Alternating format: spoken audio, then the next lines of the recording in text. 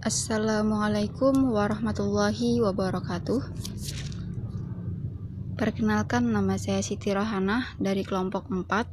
Di sini saya akan mempresentasikan hasil makalah saya yang berjudul Prestasi, Wan Prestasi, dan Keadaan Memaksa dengan bahasan somasi dan ganti rugi. Selanjutnya, pembahasan yang akan dibahas dalam makalah ini ada dua. Yang pertama, somasi dan ganti rugi. Somasi sendiri terbagi menjadi 3 poin. Yang pertama, pengertian somasi. Yang kedua, bentuk dan isi somasi. Dan yang ketiga, peristiwa-peristiwa yang tidak memerlukan somasi. Adapun pembahasan mengenai ganti rugi terbagi menjadi 3 poin. Yang pertama, pengertian ganti rugi.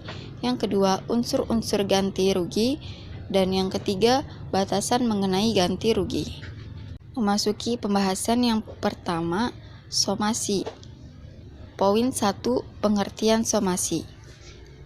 Istilah pernyataan lalai atau somasi merupakan terjemahan dari Injurrechtstelling, yang mana somasi merupakan teguran dari kreditur kepada debitur agar dapat memenuhi prestasi sesuai dengan isi perjanjian yang telah disepakati antara keduanya. Somasi timbul disebabkan debitur tidak memenuhi prestasinya sesuai dengan yang diperjanjikan.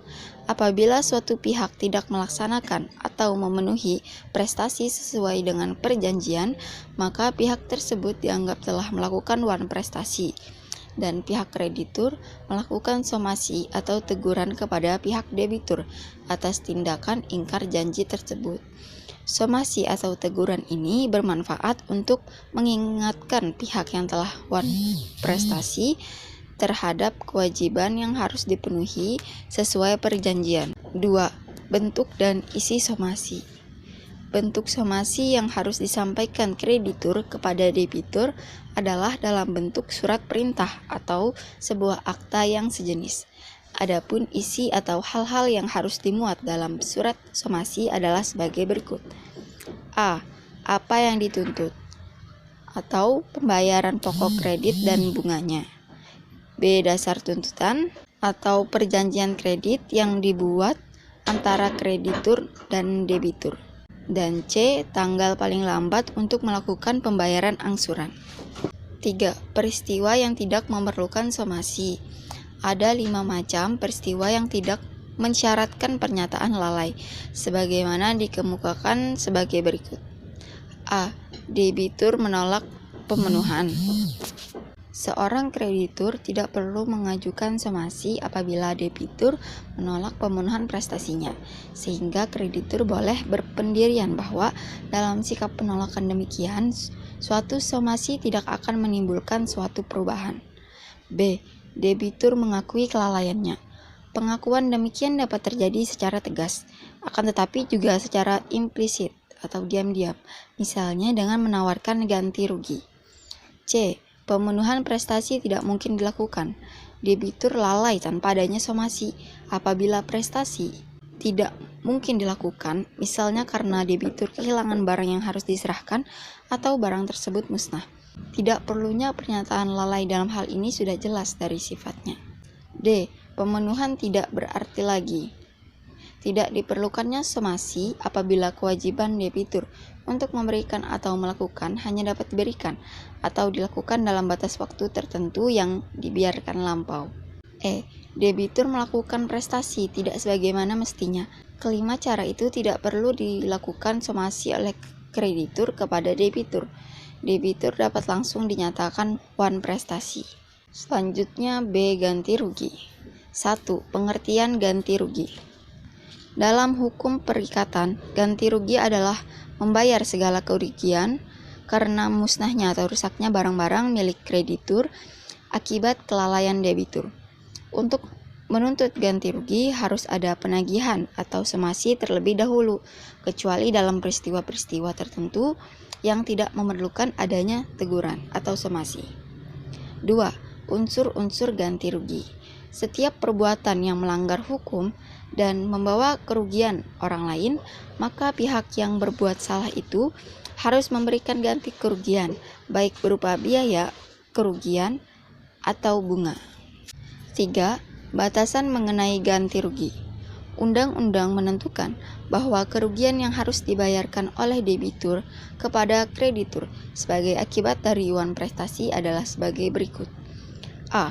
Kerugian diduga terjadi ketika perjanjian dibuat.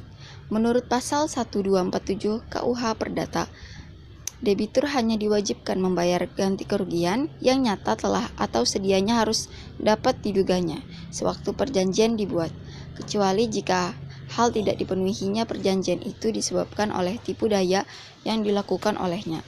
B. Kerugian sebagai akibat langsung dari iuran prestasi. Menurut pasal 1248 KUH Perdata, jika tidak dipenuhinya perjanjian disebabkan oleh tipu daya debitur, pembayaran ganti kerugian sekadar mengenai kerugian yang diderita oleh kreditur dan keuntungan yang hilang baginya hanyalah terdiri atas apa yang merupakan akibat langsung dari tidak dipenuhinya perjanjian. Selanjutnya kesimpulan.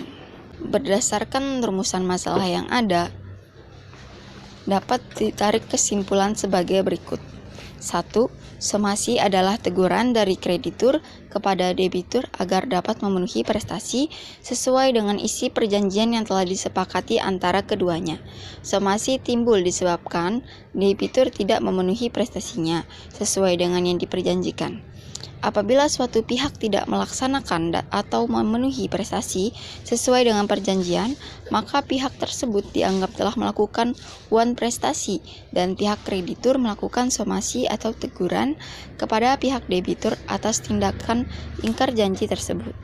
Somasi atau teguran ini bermanfaat untuk mengingatkan pihak yang telah iuran prestasi terhadap kewajiban yang harus dipenuhi sesuai perjanjian.